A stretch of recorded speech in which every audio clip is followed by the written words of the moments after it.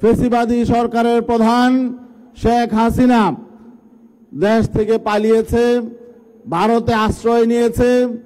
এজন্য বাংলাদেশের সকল মানুষ আনন্দিত, কিন্তু এটা মানতে পারছে না ভারত। এই শেখ হাসিনার পতন, আওয়ামী লীগের পরাজয় মানতে পারছে না। এজন্য তারা আবার আমার দেশকে নিয়ে ষড়যন্ত্র করছে। এই দেশের রাজনৈতিক অস্থিতিশীলতা তৈরির জন্য তারা সংখ্যালঘুদের ব্যবহার করার পায়তারা করছে। আজকে তারা বিভিন্ন শ্রেণী পেশার মানুষকে উস্কে দিচ্ছে, শ্রমজীবী মানুষকে উস্কে দিচ্ছে। আমাদেরকে বিশ্ব দরবারে বাংলাদেশে সাম্প্রদায়িক সংঘাত চলছে, সংখ্যালঘুদের নির্যাতন চলছে, এমন বার্তা তারা রাষ্ট্রীয়ভাবে দেওয়ার চেষ্টা করছে। আমরা পরিষ্কার বলতে চাই, বাংলাদেশ কিভাবে চলে, বাংলাদেশ কিভাবে চলবে, এটা নির্ধারণ করবে বাংলাদেশের জনগণ। ভারতকে ভুলে যেতে হবে। আগের অবস্থা এখন আর নাই। শুধু বিগত 15 বছরই নয়, 1971-এর স্বাধীনতার পর থেকে বাংলাদেশ মাথা উঁচু করে দাঁড়াতে পারে নাই, শুধুমাত্র এই প্রতিবেশী, এই অসভ্য ভারতের কারণে। আমরা এখন মাথা তুলে দাঁড়ানোর জন্য সংগ্রাম করছি। ছাত্ররা রক্ত দিয়েছে ভারতের চোখ রাঙানি দেখার জন্য নয়। ডক্টর মোহাম্মদ ইউনূস তিনি সকল রাজনৈতিক দলকে ডেকেছেন, ভালো কাজ করেছেন। জাতীয় সংহতির জন্য তাকে আরো উদ্যোগ নিতে হবে। ভারতকে পাত্তা দেওয়া যাবে না। বাংলাদেশের নাগরিককে জেল থেকে মুক্ত করার জন্য ভারত আলটিমেট দেওয়া হবে না।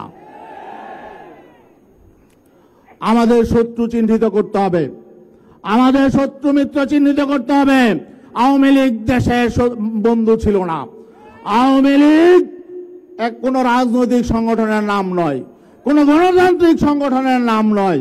1971 সালের আগে তাদের হয়তো আন্দোলন সংগ্রাম ছিল, 71-এর পরে তারা কোন গণতান্ত্রিক রাজনৈতিক দল ছিল না।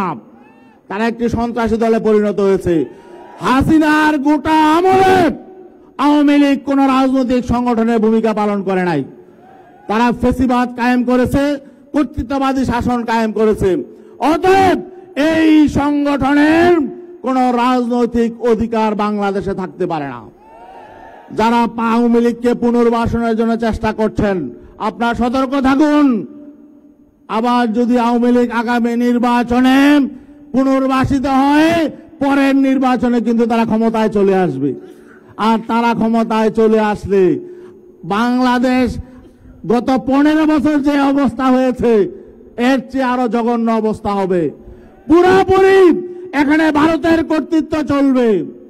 আমরা আমাদের দেশকে রক্ষা করব, আমাদের জন্মভূমিকে রক্ষা করব, আমাদের রাজনীতি অর্থনীতি রক্ষা করব। আর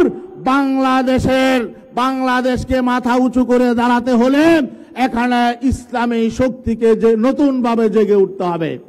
এজন্য পীর সাহেব চরমনে আহ্বান জানিয়েছেন, বাংলাদেশের সকল ইসলামী শক্তিকে ঐক্যবদ্ধ হওয়ার আহ্বান তিনি জানিয়েছেন।